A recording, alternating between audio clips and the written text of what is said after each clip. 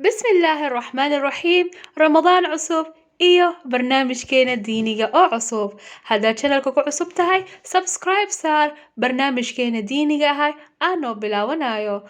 بسم الله الرحمن الرحيم السلام عليكم ورحمة الله وبركاته maanta iyo video cusub hadduu ilaahay yiraaho iyo saxaabi cusub aa baran doona insha allah tacaala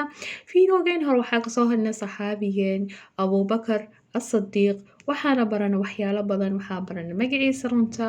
yaa u bixiye magaciisas abubakar yaa u bixshe iyo asadiiqna yaa u bixiye alcatiiqna yaa u bixiye iyo waqtigoo dhintay iyo da-doo jira iyo khilaafadiis iyo waxaas dhan oo gaabana kasoo hadlanay maantana insha allah tacaala waxaa ka hadli doonaa cumar bin abi khataab aa ka hadli doonaa radia allahu canhu magaciis waxaa la dhahaa cumar bin alkhataab bin nayfal bin cabdilciz alcaduwi alqurashi waxaana waaye abu xafsa yaa waaye waxay ahayd zawjad rasuulkeena calayhi salaatu wasalaam oo dhaliya cumar waan inii sheegay qisadeeda ramadaanka hore fiirsada insha allah tacaala warasuulkeena calayhi salaatu wasalaam waxaa u bixiye alfaaruuq maanta haddaa lagu weydiiyey yaa waa alfaaruuq cala tuul soo xasuus inuu yahay saxaabigeena cumar bin alkhataab radia allahu canhu hooyadiis waxaa la dhahaa xantama bin haashim bin mugiira almakhzuumi waxaana dhalay waxayna la dhalatay aan dhahe abijahal ee la dhalatay magaciisa abujahal naa taqaaniin cumar bin haashim cumar bin khataab radia allahu canhu waxaa waaye khaliifada labaad waaye waxaana waaye qofkii ugu horeeyey amba saxaabiga ugu horeeyey oo loo bixiya amiir almu'miniin wuxuuna ahaa sidaa dhammaanteen uga seeno shakhsiyad aad iyo aad u adag wuxuu ahaa nin geesi ah nin adag yacni ilaahay siiya quwad oo jisimkiisa ah oo siiya iyo quwad xukumkiisa ahaay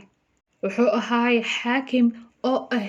daacad oo ah yacni wax walba sagiira iyo kabiira ka fikiraya mar walba oo ahaa saxaabiga cumar bin khataab waana laga cabsa jiray yacni waxaa looga cabsa jiray liannahu saarim u ahaay ma jecleen qalad yar inuu dhaco mana jecleen inuu qof xaq laga galo zamankiisa filjaahiliyada wuxuu ahaa geesiyaasha oo ka mid ah quraysh oo ahaay wuxuuna islaamay qabla alhijra b5 sanawaad wuxuuna ka qayb qaatay waqaacica amba axdaadka dhexi jirta maca rasuulkeena calayhi salaatu wassalaam waxaana la baayacay markuu dhintay abubakar asadiiq radia allahu canhu dadkoona istishaartay oo weydiistay markaasay waafaqeen wuxuu ahaaye qofka ugu horeeya oo bada taariikhiga ahaay bisunnada alhijriya wuxuuna ahaay awal oo dawaawiinka islaamka oo ahaay qoro wuxuuna ka dhigay calaa dariiqada oo waxaa ah faarisiyada marka daraahimka amba iskala shilimaha xilligaasi daraahimka ahaay oo naqashka waxaa ku qornaa alkasarwiyada ku qorneed markaasoo wuxuu ku qoray alxamdulilah kuwa kale qaarkood ka midna wuxuu ku qoray laa ilaaha ila allah kuwo kalena wuxuu ku qoray maxamedan rasuulullah mar walba wuxuu ogaa jiray xaalka dadkiisa amba dadkoo mas-uulka ka ahayo mar walba uu ogaa jiray mar walba wuxuu weydihi jiray hadday casheeyeen hadday baahan yihiin hadday wax u baahan yihiin mashaakil hadday haystaan asoo mar walba u xili jiray wuxuu ahaay qaadi caadil ah markaad waxaa ka hadlaynaa meesha ugu adag oo ahayd istishhaadka cumar bin khataab radia allahu canhu waxaa dilay xadaad waxaa la dhahaa kuwa sameeyaan biraha aa la dhahaa xadaad waxaa la dhahaa magaciisa abulu'lu ah waxaana asalkiisana waxaa waaye majuusi oo ahaay waxaana oo kamid ahaa dadka silaaxyaasha sameeya sida midiyooyinka iyo markaas yacni waxa lagu dagaalayaan wixii bisilaax oo sameeyay cumrigiisana wuxuu jiriyay sida culimada qaar ay sheegayaan wuxuu u dhaxeeyay labaatanada amba soddonimiyada oo u dhaxeeyay marka maalin maalmaha ka mid ah cubaydallah bin cumar oo ah walaalka cabdallah markaas waxaa soo mariyay jidkay marayeen markaasay waxay arkeen saddex gooni u baxsan oo meel mugdi ah joogto oo tartiib u shooreysa yacni tartiib u hadlays waxayna ahaayeen abulu'lu ah kan oo dila cumar bin khataab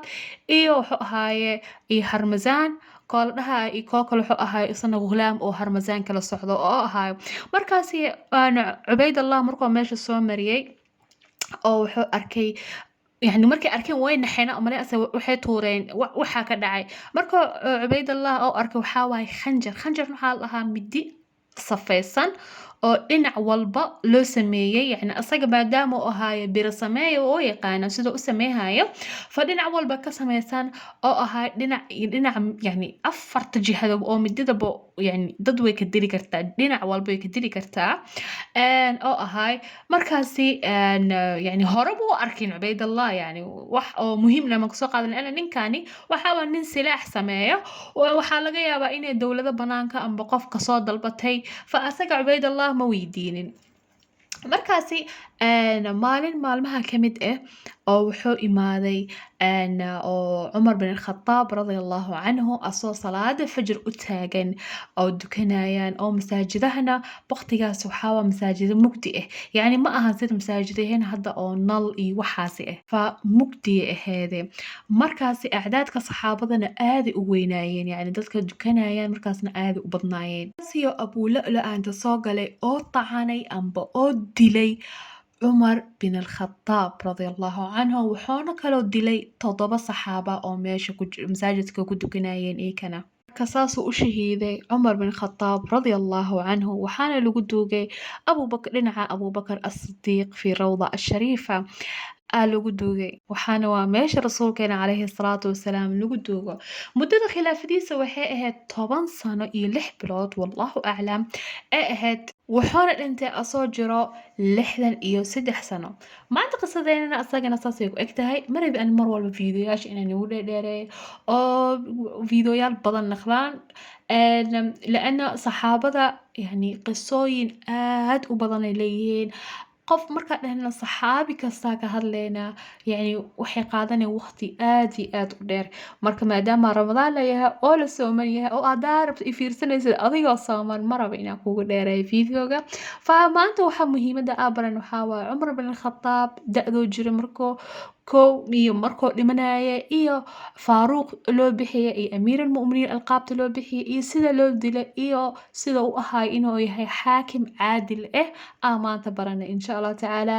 فيديوغا فيديو كحيغا oo noqon doona khaliifada kale ku xiga oo saddexaad insha Allah oo bara doona wassalaamu calaykum waraxmatullaahi wabarakaatuh